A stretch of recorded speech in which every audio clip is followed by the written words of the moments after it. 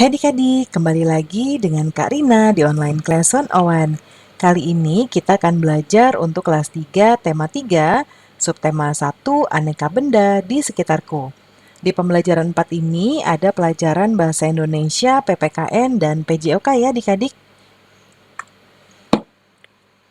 Nah, adik-adik untuk melihat video lain, adik-adik bisa klik di kanan atas video Kak Rina seperti ini. Nanti akan ada video rekomendasi dan playlist di tema tersebut. Atau untuk melihat tema lain atau kelas lain bisa klik di kolom deskripsi seperti ini. Lalu nanti pilih mau lihat kelas berapa. Misalnya mau lihat kelas 3 ya. Nah, adik-adik klik di biru-birunya seperti ini. Nanti akan dialihkan ke playlist di kelas 4 adik-adik, di kelas 3 ya. Nah, berarti misalnya nih kayak gini, ada kelas 3 tema 1, kelas 3 tema 2, dan seterusnya. Misalnya adik-adik mau lihat kelas 3 tema 2, jadi klik putar semua. Video yang akan diputar lebih dulu adalah video yang paling awal ya. Nah, kalau untuk yang lain, adik-adik bisa klik yang lain nih. Nih, misalnya ini ada judulnya, lalu nanti ada halamannya juga ya. Jadi berurutan ya adik-adik ya, nanti dicari aja. Nah, adik-adik kita mulai ya. Ini ada bacaan, teksnya, judulnya plastik, solusi, dan masalah. Nah, kita lihat, perhatikan benda-benda yang ada di rumahmu adik-adik. Sebutkan benda-benda yang terbuat dari plastik. Banyak ya, ada baskom ya punya ibu, kemudian ada gelas juga ada yang plastik, lalu kantong plastik juga ya, dan masih banyak lainnya. Ternyata sangat banyak alat rumah tangga yang terbuat dari plastik ya adik-adik. Mulai dari ember, gayung, sampai sendok sayur. Nah, kantong kemasan dan botol air minum juga terbuat dari plastik. Sekarang ini banyak sekali benda berbahan dasar plastik. Kenapa? Karena plastik murah dan tahan lama. Bahan dari plastik tidak dapat menyerap air atau tidak tembus air. Plastik pun mudah dibentuk dan ringan. Oleh karena itu, plastik dapat dibuat menjadi berbagai benda. Seperti ini ya, ember, gayung, pengki, pengki kecil, dan ada payung. Plastik memberikan banyak manfaat. Akan tetapi, plastik juga dapat menimbulkan masalah. Plastik membutuhkan waktu yang lama untuk terurai secara alami. Sekitar puluhan bahkan ratusan tahun. Perhatikan tabel berikut adik-adik. Coba bandingkan waktu yang dibutuhkan plastik untuk terurai secara alami. Nih ya, contohnya kertas. Kertas ini adalah 2-5 bulan. Kardus 5 bulan, lalu kulit jeruk 6 bulan, puntung rokok 10 tahun, lama banget ya adik-adik. Lalu kulit sepatu 25-40 tahun, ada plastik 50-80 tahun adik-adik. Kalau ini yang untuk bungkus deterjen. Lalu ada plastik 50-100 tahun, kaleng soft drink 80-100 tahun, aluminium juga sama, baterai 100 tahun.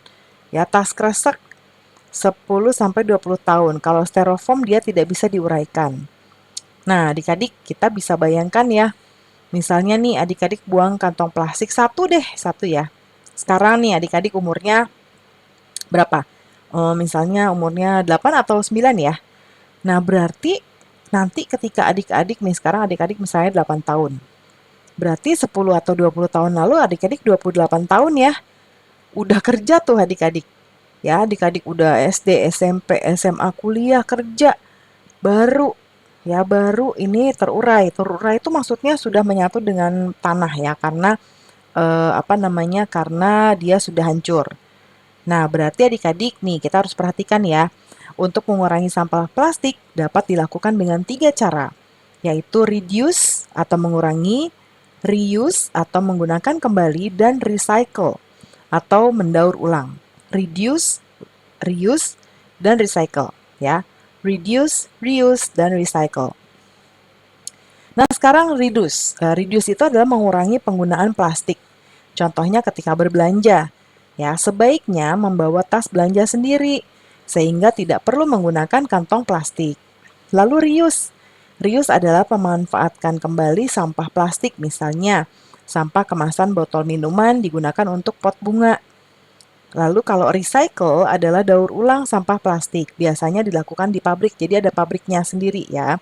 Sampah plastik diolah menjadi barang baru yang dapat dimanfaatkan lagi adik-adik. Nah, kamu dapat membantu proses daur ulang dengan mengumpulkan dan mengelompokkan sampah plastik.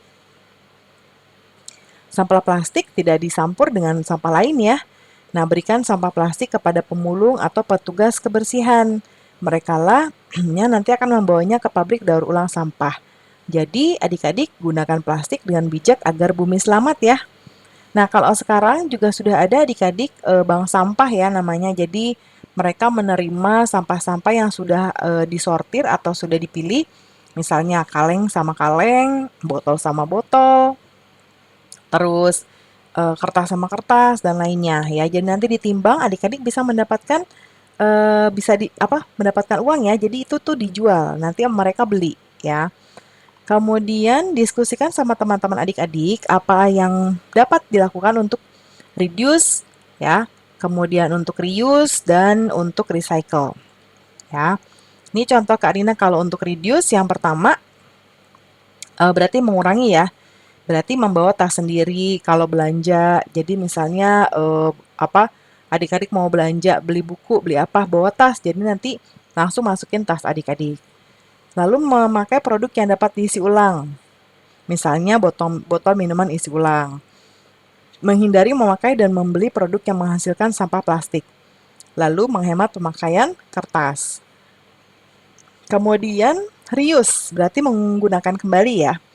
Contohnya memakai wadah, kantong, atau benda yang dapat digunakan beberapa kali, misalnya botol atau bekal makanan.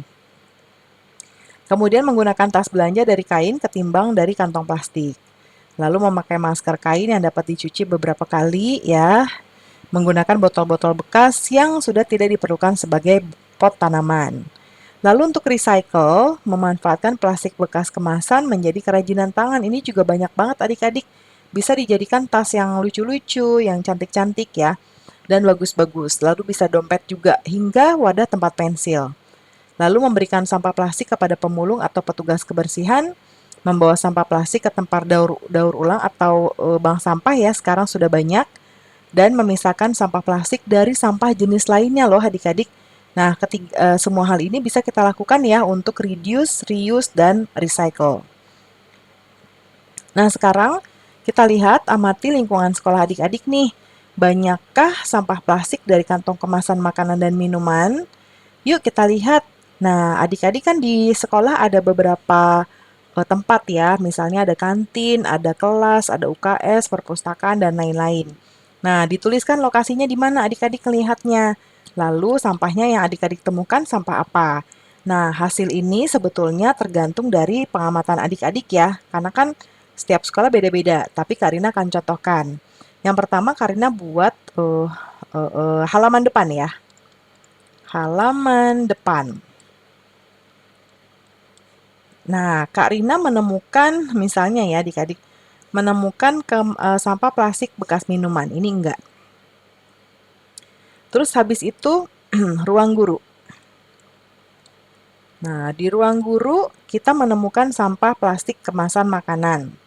Kemudian di kantin, ya kalau di kantin Karina dua-duanya menemukan nih. Karena kan kalau kantin semua dimakan ya. Lalu bungkusnya ada yang buang sembarangan. Kalau di kelas, ini juga dua-duanya. Terus misalnya di UKS itu unit kesehatan sekolah. Karina tidak menemukan karena biasanya UKS ini steril atau bersih tempatnya. Terus apalagi adik-adik? Perpustakaan mungkin ya.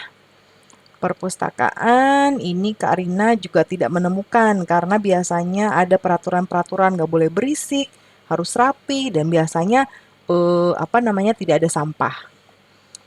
Nah, berikutnya, kamu telah melakukan pengamatan sampah plastik di lingkungan sekolahmu. Ceritakan hasil pengamatanmu secara tertulis adik-adik di bawah sini. Ya, perhatikan penggunaan huruf besar dan tanda baca.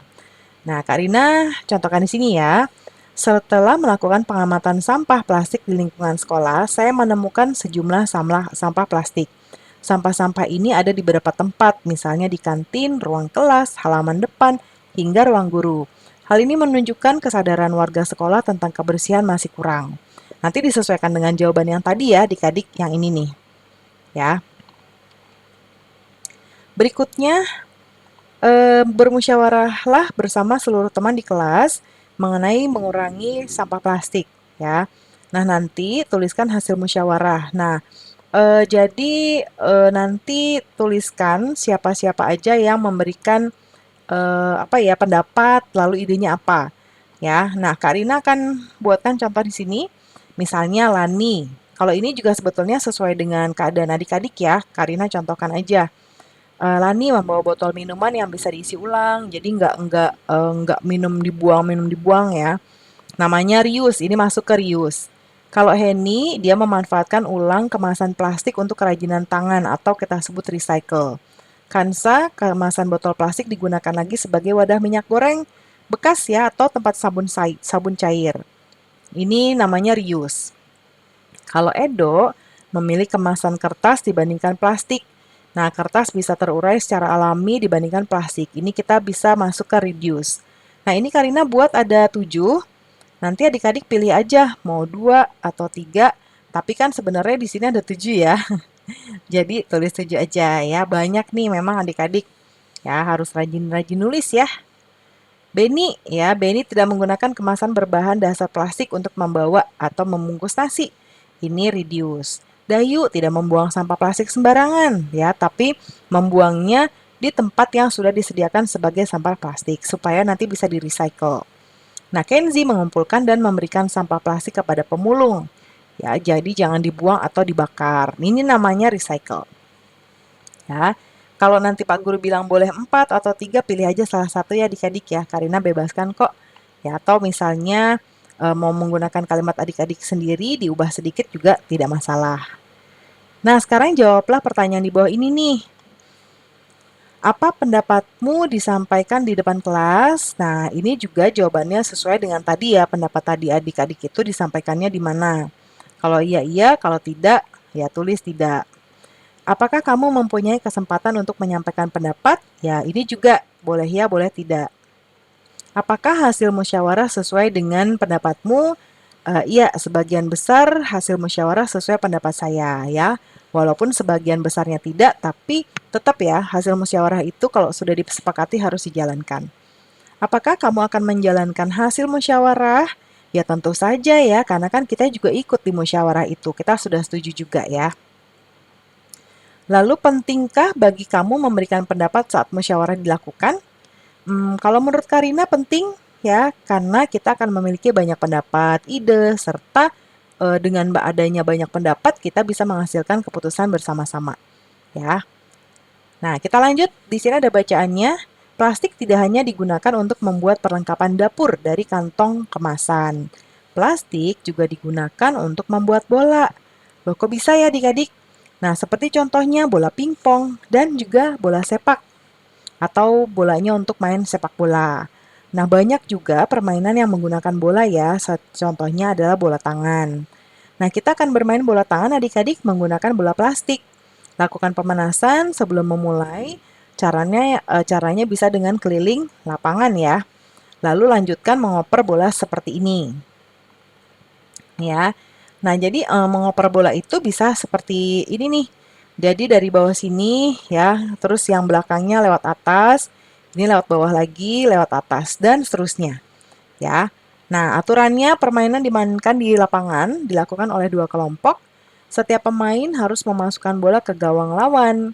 Nah, bola harus dioperkan teman satu tim kayak tadi ya. Setiap pemain harus mengoperkan bola setelah melangkah paling banyak 5 langkah. Nah, kelompok yang dapat memasukkan bola sebanyak-banyaknya ke gawang dengan melempar itulah yang pemenangnya ya. Nih contohnya kayak gini ya. Nanti didengarkan lagi arahan dari Bapak atau Ibu Guru PJOK ya adik-adik. Nah, pembelajaran kita sudah selesai adik-adik. Terima kasih sudah menonton sampai akhir. Mohon dimaafkan apabila ada kesalahan dalam perkataan maupun dalam materi yang diberikan. Sampai jumpa di pembelajaran berikutnya. Dadah!